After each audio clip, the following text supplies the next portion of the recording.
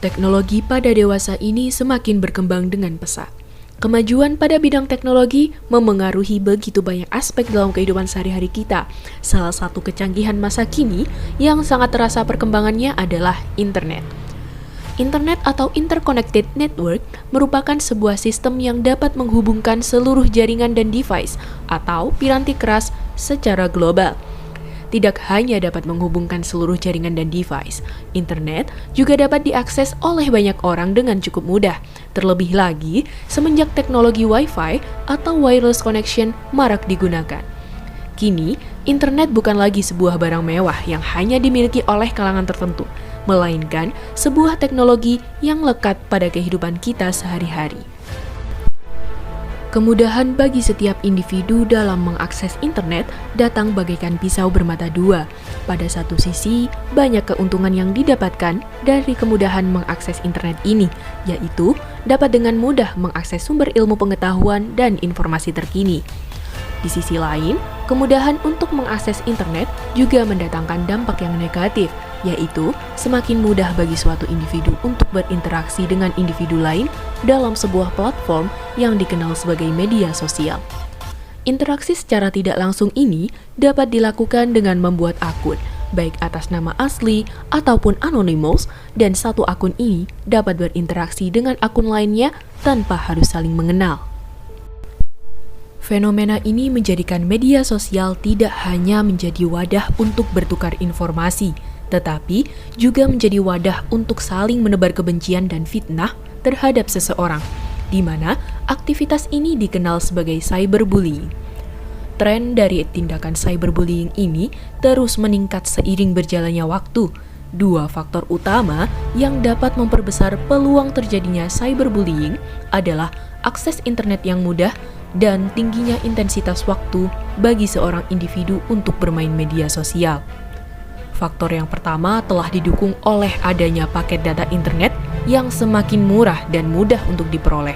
Sedangkan untuk faktor yang kedua semakin didukung oleh adanya lockdown atau masa karantina akibat pandemi virus corona atau yang biasa disebut dengan COVID-19 yang telah diberlakukan semenjak Maret 2020 hingga saat ini.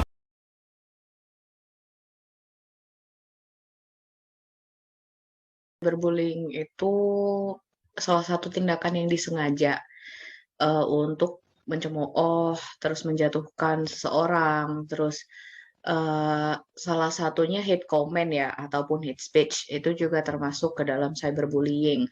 Tapi yang dilakukan secara online. Haruskah kita tidak menanggapi? Tentunya harus menanggapi karena bisa membuat orang yang terkena cyberbullying itu trauma.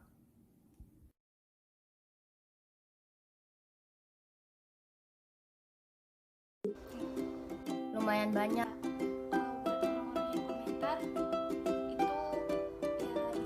lagi lah atau dipinter. Tindakan cyberbullying ini juga harusnya nggak boleh dilakukan siapapun.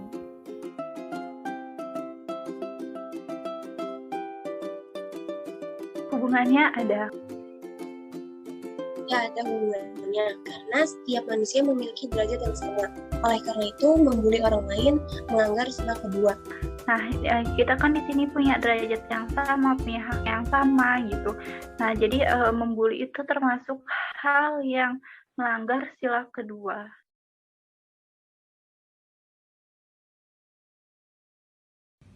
Menurut saya, pemerintah itu sudah tanggap dengan cyberbullying, tetapi pemerintah kurang menyikapinya dengan serius, karena dipikir mungkin ini masalah dari masing-masing individunya itu sendiri.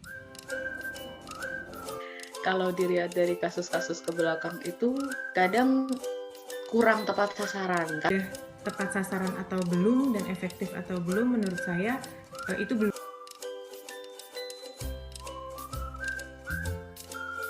Menurutku tindakan pidana dan pendidikan karakter itu, pendidikan karakternya dilihat dulu itu ngapain aja gitu kan. Apakah itu juga termasuk terjun ke masyarakat atau apakah itu juga termasuk binaan psikologi? Menurut aku sih udah cukup efektif ya, karena cukup dapat membuat efek jerah bagi si pelaku tersebut. Menurut saya sudah lumayan memberi cukup jerah.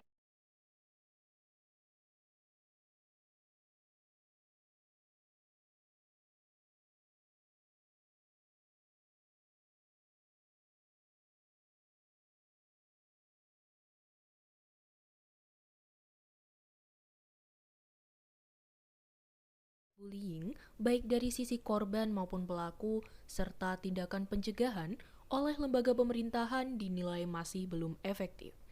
Hanya sekitar 10% dari responden yang merasa telah puas dengan pelayanan lembaga pemerintahan dalam menindaklanjuti cyberbullying ini. Selain melalui lembaga sosial dan hukum, pemerintah juga mengeluarkan undang-undang terkait dengan kegiatan di media sosial, yaitu Undang-Undang Informasi, mayoritas responden menyetujui bahwa tindakan